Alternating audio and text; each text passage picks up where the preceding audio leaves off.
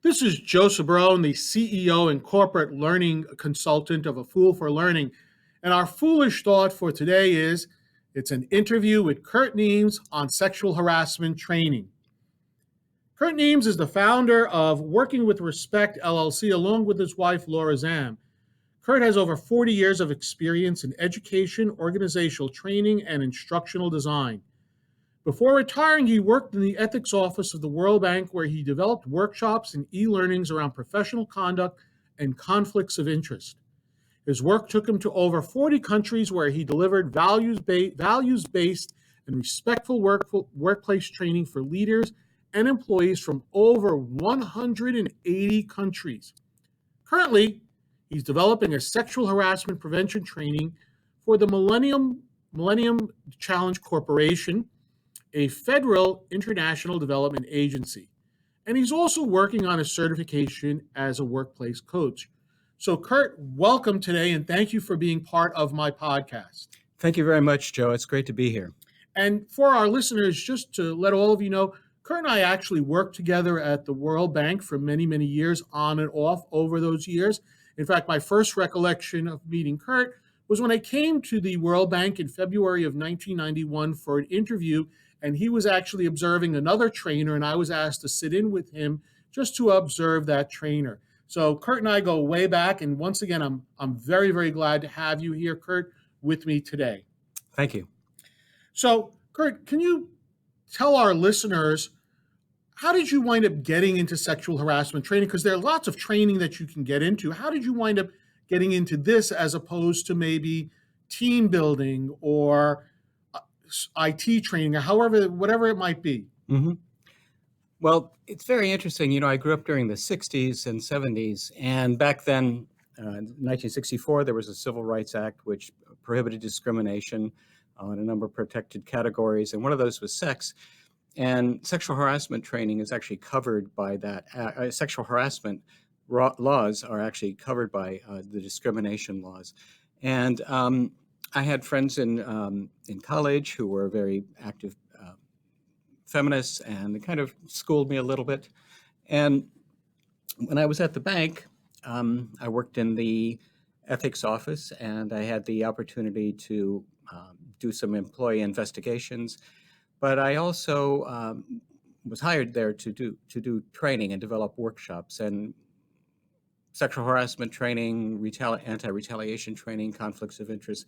These are all things that I developed over the years, but I really kind of became passionate about sexual harassment training in the wake of Me Too, but actually even before Me Too. I have two daughters, and that shouldn't be the only reason why a man gets concerned about sexual harassment, but it was probably a motivating factor. And Kurt, one of the things we were talking about previously was how you wound up developing this particular sexual harassment training.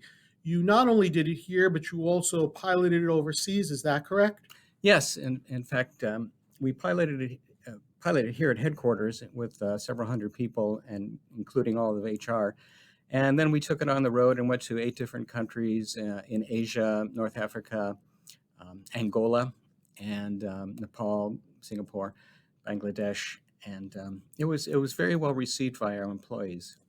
Okay, and that's great to hear. What feedback do you remember? Because I know this is a number of years ago. Do you remember any of the feedback that you received about the training? Was it on target? Could have done this, more of this, or more of that? I know putting you on the spot with this question here. Well, when we first started, it was just sexual harassment training, and people liked that component of it. But they said the feedback was that sexual harassment is not the sole problem, but harassment in general. So we expanded the course to talk about harassment, but then also what's the reverse of that, which is working in a respectful workplace. And so how do we create a respectful workplace? So that's how we got the feedback from the staff, and we tried to incorporate that. And okay, excellent. Yeah. And one of the other questions I have for you for this podcast is, did you get any training on how to deal with these issues, whether it be respectful workplace, sexual harassment? What type of training did you get? Okay, great question. When I came to the ethics office, I took a course at Bentley College in Massachusetts, which was for ethics officers. And it was kind of introduced me to the whole world of ethics. And training is a big part, compliance training is a big part of the ethics world. But the bank also was kind of proactive about developing training programs in sexual harassment, respectful workplace themselves.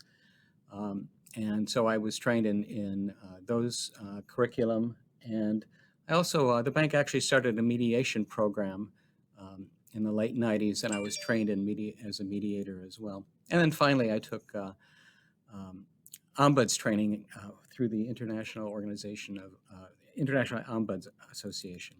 Oh, thanks, Kurt. This is really fascinating how you got all of this particular training in to help you on your way to specialize in this particular training. Kurt, if someone is interested in speaking with you about sexual harassment training in general, or maybe they're interested in having you come in and work with their organization, whether it be a small organization of 5 or 6 people or a couple of thousand, how do they get a hold of you? Well, they can either contact me through my website, which is called workingwithrespect.com, just like it's spelled, or they can call me at 202-403-9084. Kurt, once again, thank you very much for being on our first podcast. And for our listeners, our next podcast will be on the reasons why we should be doing this sort of training, or at least or offering this training in our organizations, and what happens if we don't offer this sort of training in our organization. So I hope that you'll listen to our next podcast on this.